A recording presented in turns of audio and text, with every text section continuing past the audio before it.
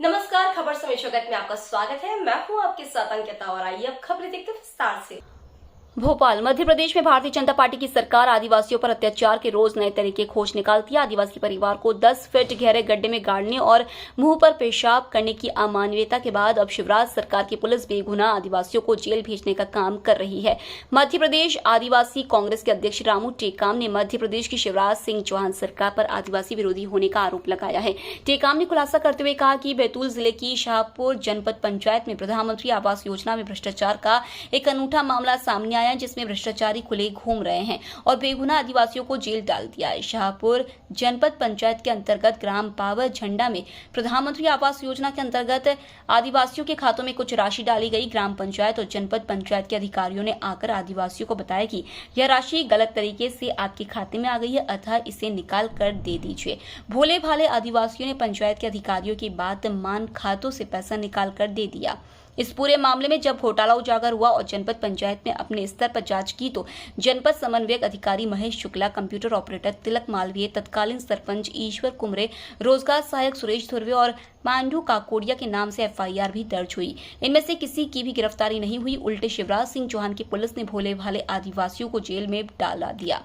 आदिवासी विजय कुमरे का एफआईआर में नाम तक नहीं है, फिर भी उसे गिरफ्तार कर लिया गया है। एक हमारी बहन जिनके पति विजय 7 माह से जेल के अंदर है, उन्होंने अपने बेटी का चेहरा भी नहीं देख पाया। आज कमाने वाला परिवार का वही व्यक्ति था, उसको केवल ये बुला करके लेके गए थे कि आपसे हम बयान लेंगे, पूछताछ करेंगे और उसके बाद में आपको छोड़ देंगे, लेकिन 7 माह से वो व्यक्ति भी कभी वापस नहीं आया।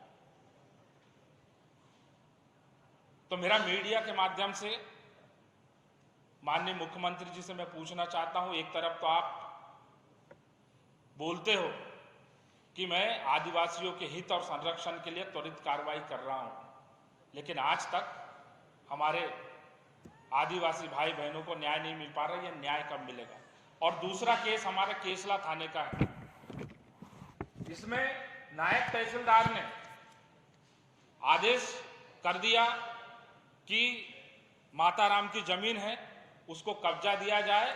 संबंधित थाने को सूचना भी कर दी है, मई का आदेश है, लेकिन आज तक इस आदेश का पालन नहीं हो पाया और वहां का पुलिस प्रशासन भी दबंगों के साथ मिला हुआ है और वही दबंग लोग हमारी ये गरीब आदिवासी माता को और उसके परिवार को जान से मारने की धमकी देते हैं कि ये जमीन हमारी है। अगर जमीन उनकी है तो फिर ये आदेश शासन ने क्यों दिया कि इनको कब्जा दिया जाए? तो सवाल ये है, एक तरफ इनके शासन से आदेश निकलता है, इनको जिनके पास जमीन का पट्टा है उनको आप कब्जा दिया जाए, और दूसरी तरफ उन्हीं की सरकार में दबंग लोग सत्ता का रौब दिखाते हुए आदिवासी परिवार को मारने की, जान से मारने की धमकी देते हैं, कहीं भी आपके साथ दुर्व्यवहार करने की धमकी देते हैं। और कल ही की बात है, ये खेती करने के लिए वहां पे गए और इनके साथ झगड़ा हुआ और फिर वहां पे उनको जान से मारने की धमकी दी। तो न्याय इस पूरी घटना पर हमारे पार्टी के नेता रामू टेकाम जी आपसे चर्चा करेंगे। दूसरी घटना में संक्षिप्त में बता दूं, वो बच्चा बैठा हुआ और ये बिटिया बैठी हुई है। सीहोर जो मुख्यमंत्री जी का गृह जिला है, वहां पर इमरत लाल परमार साहब की ये बेटी है और ये बेटा है। इनके 90 सालों से इनकी जमीन है, पैतृक जमीन है। इनके सरकारी रिकॉर्ड में इनके पैतृकों के नाम पर वो जमीन आज भी दर्ज है।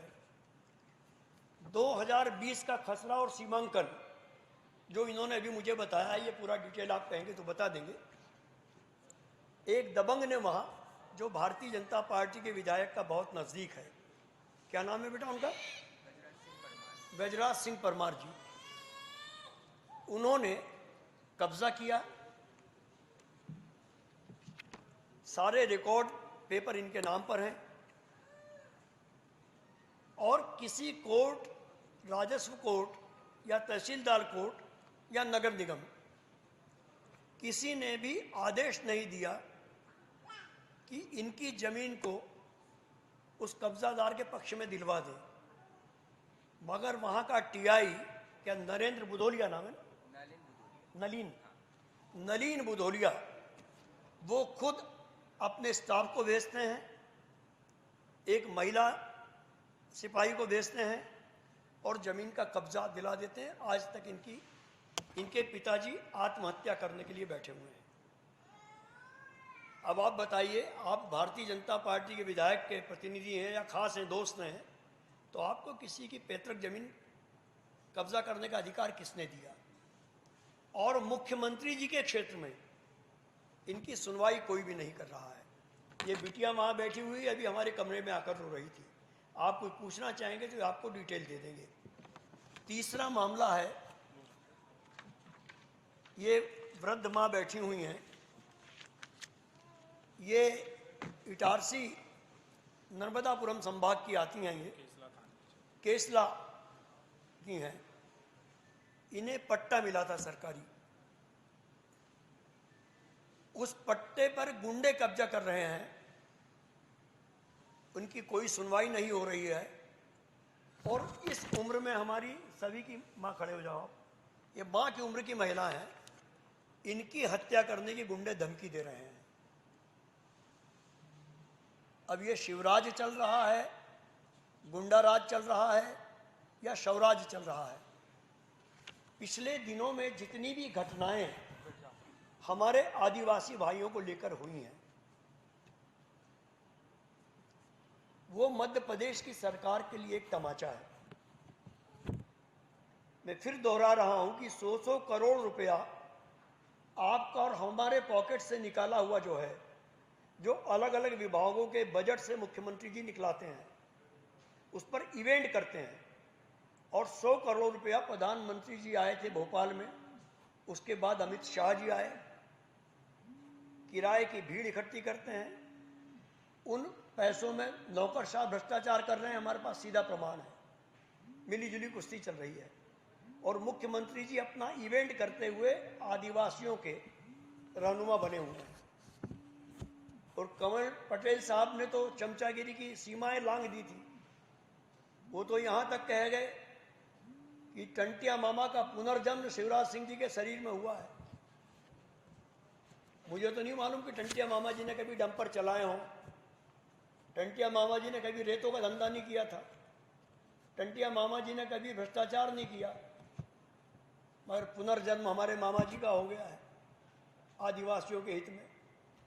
तो मैं शिवराज जी पूछना चाहता हूं कि इसमें अधिकांश लोग आदिवासी बैठे हुए हैं, तो आप आदिवासी कुंभ के माध्यम से किसको क्या संदेश देना चाह रहे हैं? आपकी पार्टी के चिन्हित गुंडे, मैं दबंगता के साथ कहना चाहूंगा कि नीमच में आपका सरपंच था जिसने 4 पहिया वाहन में आदिवासी नौजवान को बांधकर घसीटकर मार डाला, वो भाजपा का नेता था।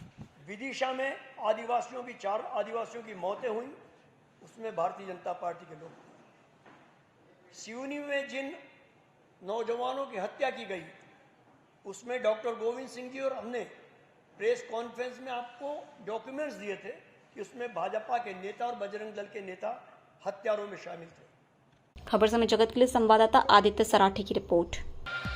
For latest news, subscribe to our channel.